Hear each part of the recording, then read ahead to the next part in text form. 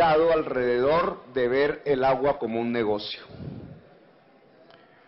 Ha creído que ese derecho puede ser garantizado por la vía del mercado.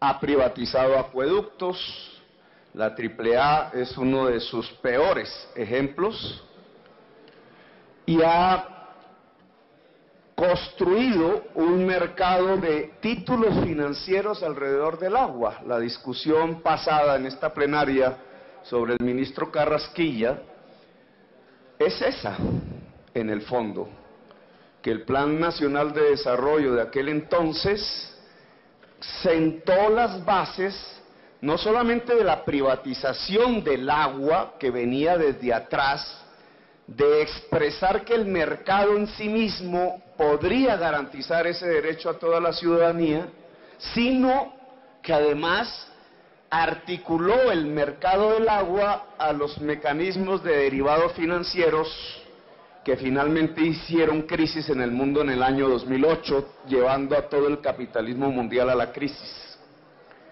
Ese es un estilo de política.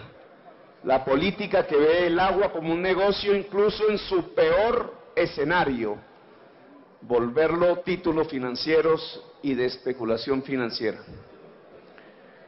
Si nosotros aprobamos aquí, como ojalá sea así, que el agua es un derecho, ¿por qué no es gratuito?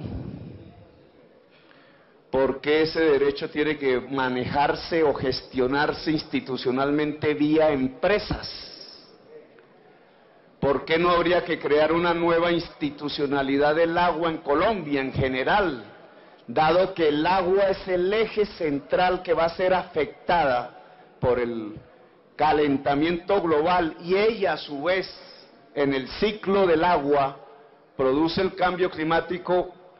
Yo creo que sin temor, una vez aprobado el título general, el derecho general en la Constitución a que el agua es un derecho, amerita proyectos de ley que le desarrollen las garantías como tal de ese derecho. El agua, por lo menos en su consumo mínimo vital, debería ser gratuita en Colombia. La institucionalidad del agua no debería ser empresarial, léase de mercado, sino que ese bien debería salir del mercado y constituirse como un bien común, como llaman hoy los economistas premiados por el Premio Nobel. Es un bien común, no necesariamente estatal, pero sí de la humanidad. Y eso implicaría incluso una adecuación de la Ley de Servicios Públicos en Colombia y de otras leyes concomitantes. Es decir, el agua saldría del mecanismo de forjar precios, y en esto, Angélica, quiero subrayar, si el agua tiene precio, por lo menos en su consumo mínimo vital, agua potable, hay alguien que es excluido, el que no puede pagar ese precio. Y por eso hay 5 millones hoy en Colombia que son excluidos, y algunos de ellos, sobre todo los niños, mueren. ¿Por qué no decir abiertamente que el agua tiene que excluirse del mecanismo de forjación de precios en Colombia?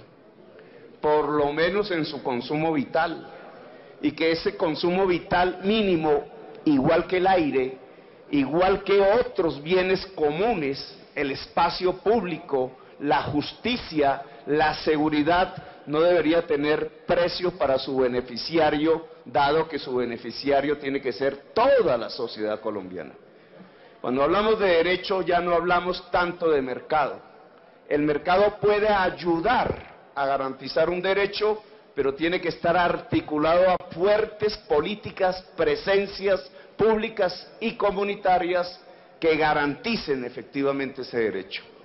Quería, señor presidente, hacer esa reflexión sobre la base de nuestra experiencia en la Bogotá humana, sobre el consumo mínimo vital del agua, y de antemano decir públicamente que votaré afirmativamente el proyecto.